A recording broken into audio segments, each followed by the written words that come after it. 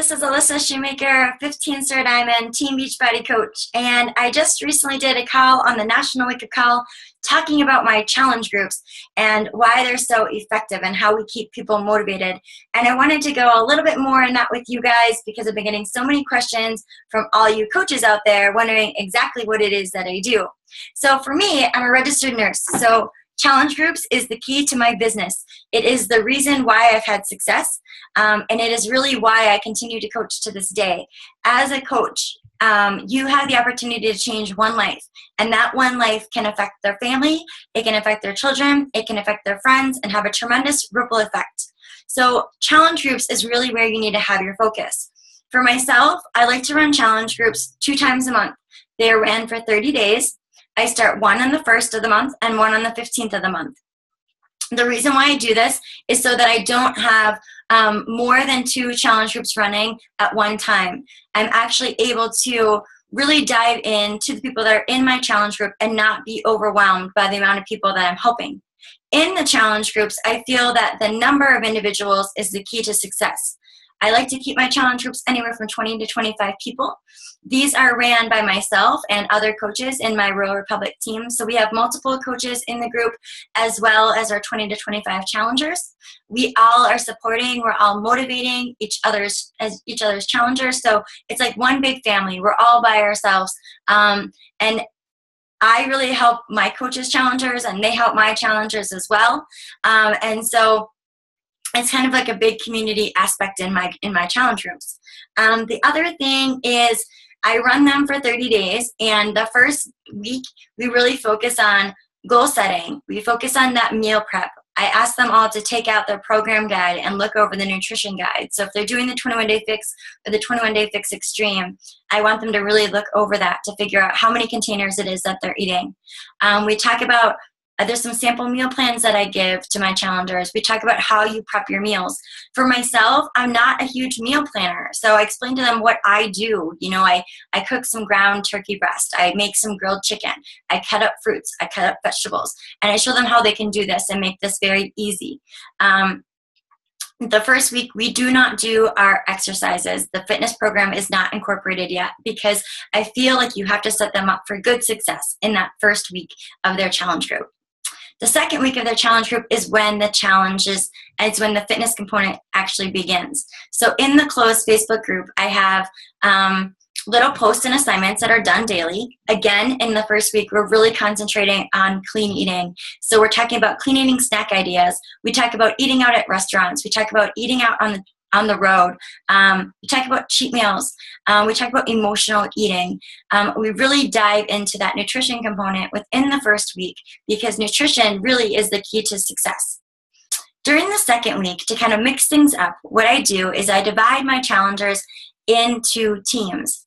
These are divided versus Danny Johnson's GEM system. So if you're not familiar with that, you can look up what Danny Johnson's GEM system is and divide up your challengers that way, having the people divided with their strengths and their weaknesses. So I typically like to divide them up into teams of 4 with the Ruby, Emerald, Sapphire, and Pearl personalities. But if you are not familiar with that, you can just divide up your challengers based on their personality strengths. What I do is that third week is we really hone in on personal development.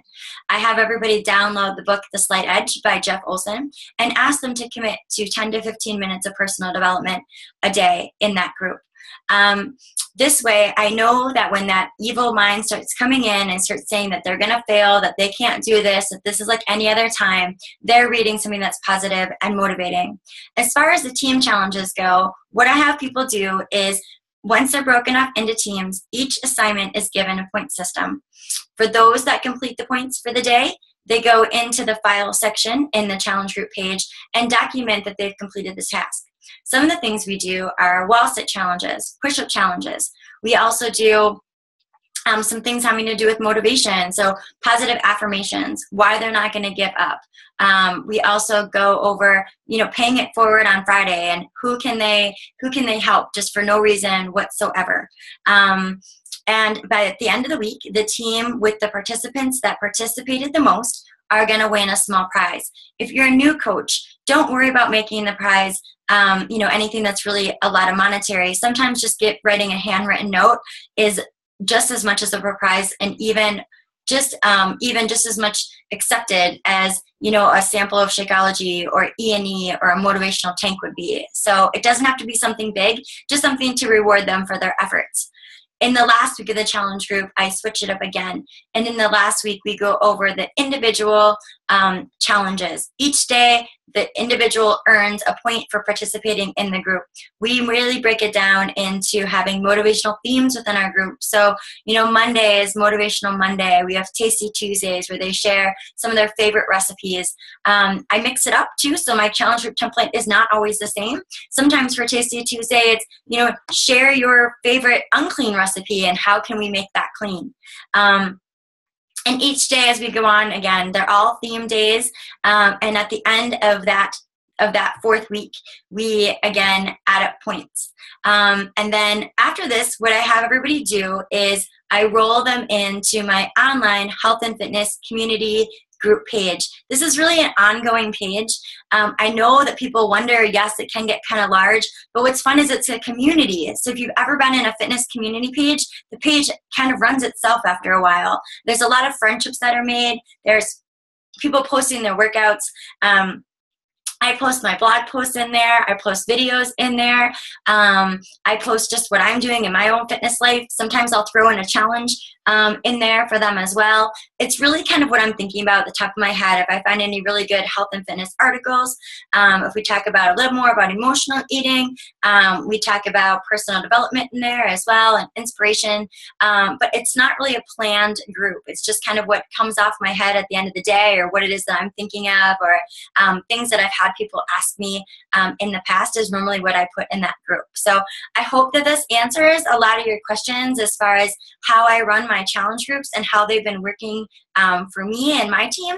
And if you have any questions, feel free to email me, but I hope that this clears up a lot of the questions that you guys are having after the National Wake Up Call. Have a good day, everyone. Bye.